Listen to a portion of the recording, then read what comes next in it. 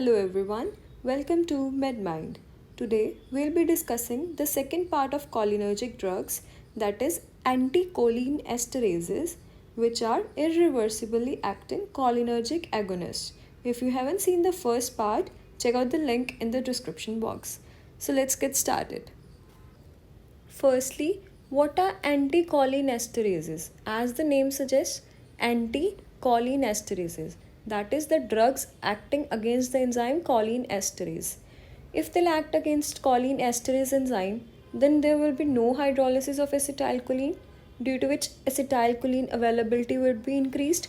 So it will produce cholinergic effects in vivo and will potentiate acetylcholine in vivo and in vitro.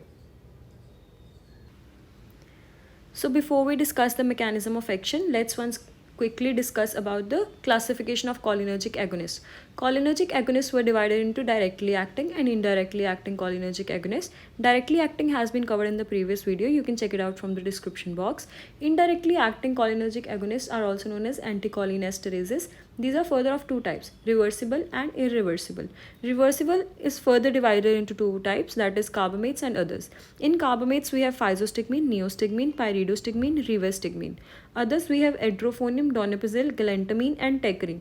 Remember edrophonium.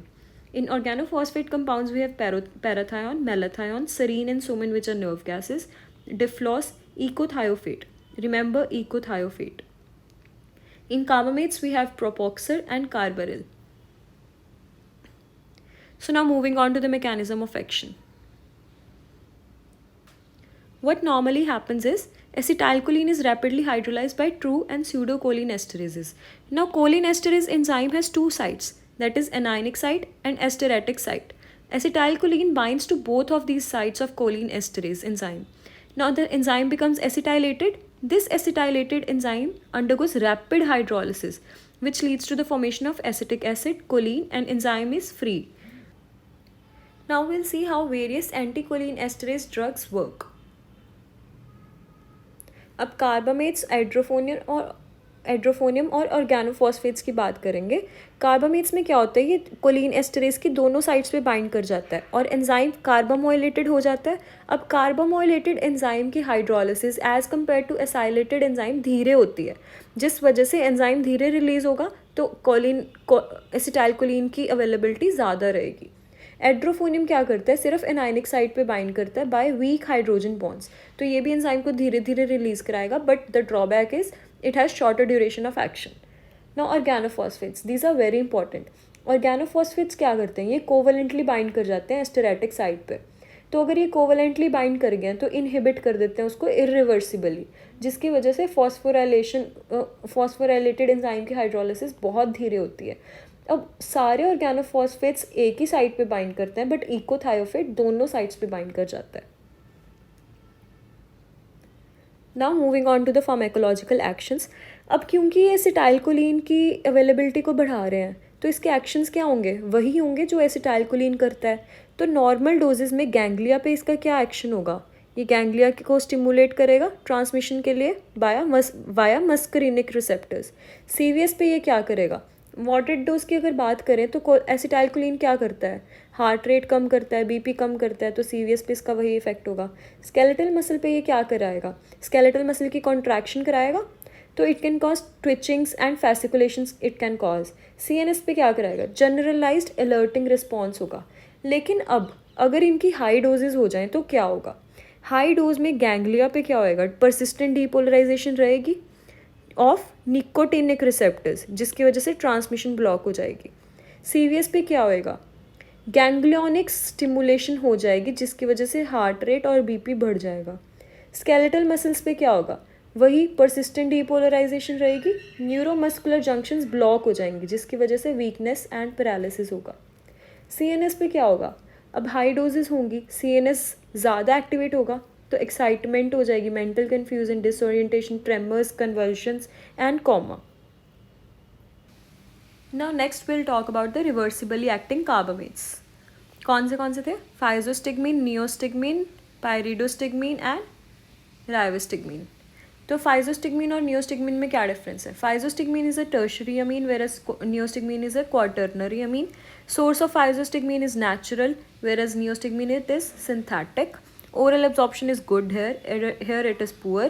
Cornea और blood brain barrier को फाइजोस्टिग्मीन penetrate करता है, whereas neostigmine नहीं करता. Uses क्या है?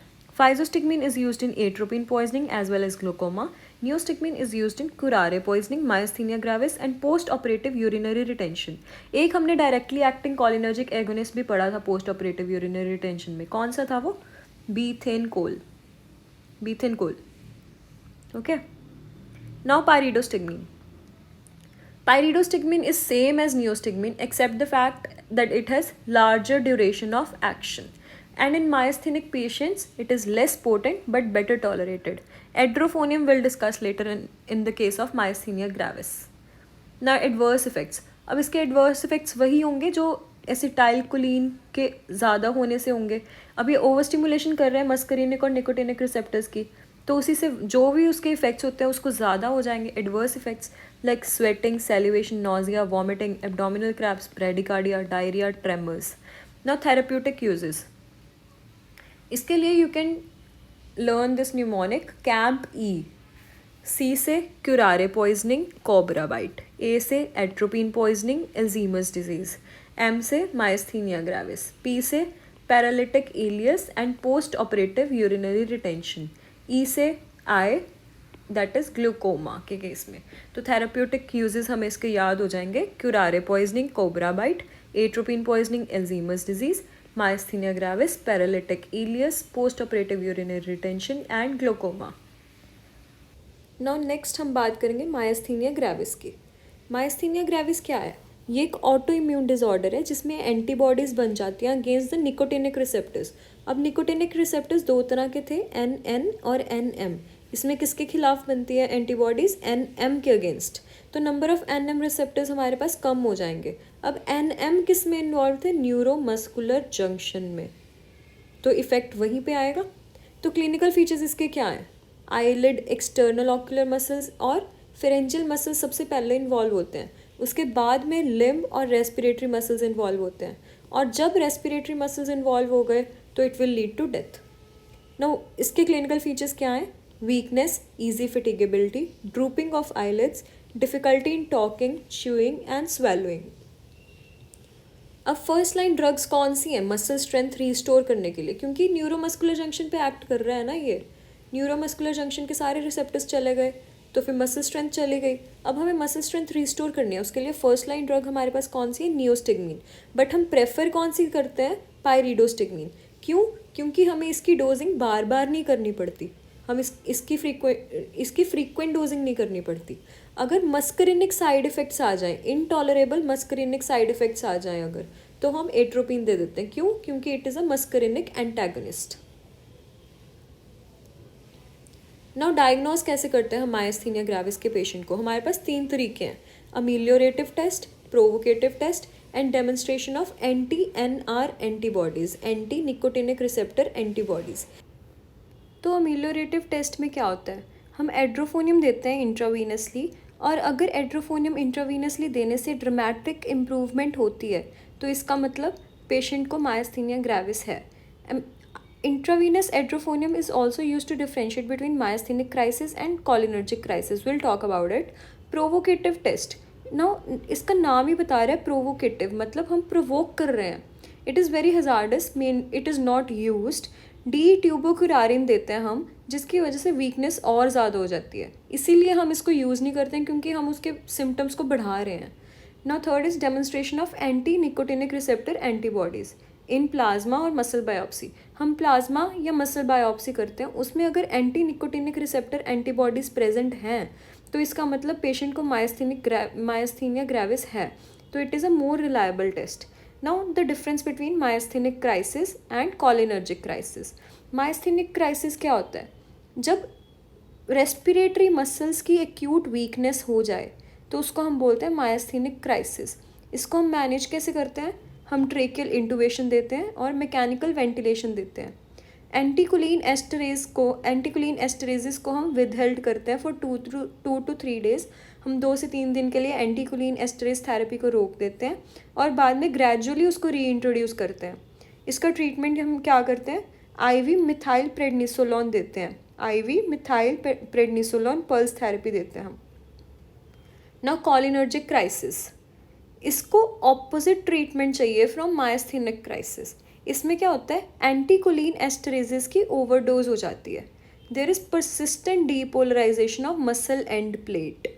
अगर इसकी ओवरडोज हो जाएगी तो मसल एंड प्लेट की परसिस्टेंट डीपोलराइजेशन हो जाती है, जिसको हम बोलते हैं कॉलिनर्जिक वीकनेस। Cholinergic weakness. अब एड्रोफोनियम टेस्ट कैसे डिफ्रेंशिएट करता है दोनों में। अगर हम एड्रोफोनियम दें इंट्रावीनसली और अगर इम्प्रूवमेंट हो जाए तो इसका मतलब ये क्या है, मायस्थेनिक क्राइसिस। और अगर इम्प्रूवमेंट ना हो, कंडीशंस या फिर और वर्सन हो जाएं, तो that means it is cholinergic crisis. अब नेक्स्ट हम बात करते हैं ट्रीटमेंट की। Treatment for myasthenia gravis. Myasthenia gravis के ट्रीटमेंट के लिए पहली बात तो हम एंटीकोलिन एस्टरेजेस देंगे, बट ये अकेले इफेक्टिव नहीं होती। Second thing is thymectomy. Thymectomy कर देंगे हम। इसमें क्या करते हैं, हम थाइमस को रिमूव कर देते हैं। किस में, जिनको थाइमोमा है और यंगर पेशेंट्स में। अब इसको हम क्यों रिमूव करते हैं, क्योंकि थाइमस में मॉडिफाइड मसल सेल्स हो सकते हैं जिसके ऊपर निकोटिनिक रिसेप्टर्स होते हैं। अब ये निकोटिनिक रिसेप्टर्स एंटीजन का काम कर सकते हैं to produce anti nicotinic receptor antibodies myasthenia gravis के पेशेंट्स में। इसलिए हम थाइमस को रिमूव कर देते हैं, थाइमेक्टमी कर देते हैं। नाउ कॉर्टिकोस्टेरॉइड्स, कॉर्टिस्टेरॉइड्स लिखा है यहाँ पे, कॉर्टिकोस्टेरॉइड्स। अब ये हम किसको देते हैं, जो पेशेंट एंटीकोलिन एस्टरेजेस को भी रिस्पॉन्स नहीं कर रहे और उनमें हम थाइमस भी रिमूव नहीं कर सकते, तो उनमें हम करते हैं उन्हें हम देते हैं कॉर्टिकोस्टेरॉइड्स। नेक्स्ट हमारे पास है प्लाज्माफेरेसिस। इसका क्या मतलब है, प्लाज्मा एक्सचेंज करना। ये हम किस लिए करते हैं, to remove the antibodies and it provides short lived improvement. Now contraindications क्या है इस केस में, अमाइनोग्लाइकोसाइड एंटीबायोटिक्स नहीं देनी, न्यूरोमस्कुलर ब्लॉकर्स नहीं देने, बीटा ब्लॉकर्स के साथ नहीं देनी, ईथर्स फेनिटोइन इनके साथ नहीं देनी। Now next we have is glaucoma. अब ग्लोकोमा में क्या होता है, ऑप्टिक नर्व डैमेज हो जाती है। क्यों, इंट्राओकुलर प्रेशर बढ़ने की वजह से। इस केस में हम देते हैं म्योटिक्स। म्योटिक्स क्या करते हैं, सिलियरी मसल्स की टोन को बढ़ाते हैं, स्फिंक्टर प्यूपिले की टोन को बढ़ाते हैं, जिसकी वजह से ट्रैबिकुले की अलाइनमेंट इंप्रूव हो जाती है। ट्रैबिकुले की अलाइनमेंट इंप्रूव होने की वजह से आउटफ्लो बढ़ जाता है, जिसकी वजह से इंट्राओकुलर प्रेशर कम हो जाता है in open angle glaucoma. Preferred miotic in this case is pilocarpine, which is also used for closed angle glaucoma. इसके साथ हम फाइजोस्टिग्मीन भी देते हैं जो पाइलोकार्पिन को सप्लीमेंट करता है। कौन सा फाइजोस्टिग्मीन देते हैं, 0.1%। Now next we have is organophosphate poisoning, मतलब एंटीकोलिन एस्टरेज की पॉइजनिंग। अब इकोथायोफेट के अलावा और किसी भी ऑर्गेनोफॉस्फेट कंपाउंड की कोई थेराप्यूटिक यूज़ नहीं है। Echothiophate is also just rarely used in resistant cases of glaucoma. अब अगर ऑर्गेनोफॉस्फेट कंपाउंड्स का प्रोलॉन्ग्ड एक्सपोजर होगा तो it will lead to neurotoxicity. अब मैकेनिज्म ऑफ एक्शन, हमें पता है ऑर्गेनोफॉस्फेट कंपाउंड्स कैसे एक्ट करते हैं, कोलिन एस्टरेज एंजाइम को इरिवर्सिबली इनहिबिट करते हैं। अब उसके बाद क्या होगा, acetylcholine at muscarinic and nicotinic sites पे एक्यूमुलेट हो जाएगा, जिसकी वजह से मस्करिनिक एंड निकोटिनिक सिम्टम्स आएंगे। इनिशियली तो सिर्फ लोकल मैनिफेस्टेशंस होंगी, मस्करिनिक मैनिफेस्टेशंस जहाँ पे एक्सपोजर हुआ है वहीं पे। बाद में कम्प्लेक्स सिस्टैमिक इफेक्ट्स आएंगे, सब कुछ इन्वॉल्व हो जाएगा, muscarinic, nicotinic, central actions, everything. अब साइंस एंड सिम्टम्स इस केस में क्या होंगे, same as that of muscarinic and nicotinic over stimulation, same वही जो हमने पिछली वीडियो में देखे थे, muscarinic effects, CNS effects, nicotinic effects, same all of that. Now diagnose कैसे करेंगे हम पहले हिस्ट्री पूछेंगे कि एक्सपोजर कब हुआ, कैसे हुआ, किस चीज़ से हुआ।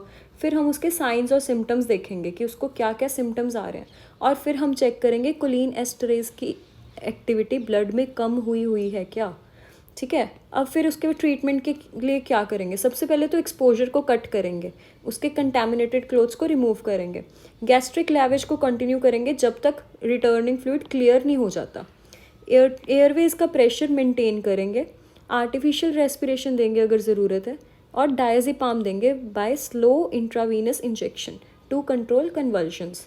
अब स्पेसिफिक मेजर्स इस केस में क्या हो सकते हैं? हम एट्रोपिन दे सकते हैं, ऑक्साइम्स दे सकते हैं। एट्रोपिन हमें पता है क्या है, ये मस्करिनिक एंटागोनिस्ट, तो it is highly effective against muscarinic symptoms, but nicotinic symptoms के अगेंस्ट, निकोटिनिक एक्शंस के अगेंस्ट ये काम नहीं करता। और अगर हमें सेंट्रल इफेक्ट्स को एंटागोनाइज करना है तो हमें हाई डोजेस देनी पड़ेंगी। अब ऑक्साइम्स ये क्या है? These are choline esterase reactivators. Oximes में क्या क्या आते हैं? पिरालीडॉक्साइम, ओबिडॉक्साइम। अब पिरालीडॉक्साइम को हम स्लोली देंगे इंट्रावीनसली और ये ब्लड ब्रेन बैरियर को क्रॉस नहीं करता। अब how does this work? Organophosphate compound जो होते हैं वो एस्टरेटिक साइट पे बाइंड कर जाते हैं। ऑक्साइम्स क्या करते हैं? ये एनाइनिक साइट पे बाइंड कर जाते हैं और ऑर्गेनोफॉस्फेट कंपाउंड्स की डीफॉस्फोराइलेशन कर देते हैं, जिसकी वजह से एसिटाइलकोलिन की रीएक्टिवेशन हो जाती है, एसिटाइलकोलिन एस्टरेज की रीएक्टिवेशन हो जाती है। तो this is freed, acetylcholine esterase enzyme is freed now. अब in case of carbamate poisoning हम ऑक्साइम्स नहीं देते। ऑक्साइम्स कार्बामेट पॉइजनिंग में कॉन्ट्रा इंडिकेटेड है। क्यों? कार्बामेट दोनों साइड को ब्लॉक करते हैं, एनाइनिक को भी और एस्टरेटिक को भी। ठीक है, तो अगर हम इस केस में ऑक्साइम दे देंगे, अब ये दोनों साइड्स तो ऑक्यूपाइड ही हैं। ऑक्साइम्स क्या करेंगे? जो बचे कुचे हमारे पास एसिटाइलकोलिन एस्टरेजेस हैं उनकी भी एनाइनिक साइट ऑक्यूपाई कर लेंगे। तो सारे एसिटाइलकोलिन एस्टरेजेस अगर ऑक्यूपाई हो जाएंगे तो कार्बामेट पॉइजनिंग और ज़्यादा हो जाएगी ना, तो कुछ भी नहीं बचेगा। तो इसलिए oximes are contraindicated in case of carbamate poisoning. So that was all with anticholine esterases. Thank you for watching. I hope you liked this video. For more such content, please subscribe and hit the bell icon. Thank you.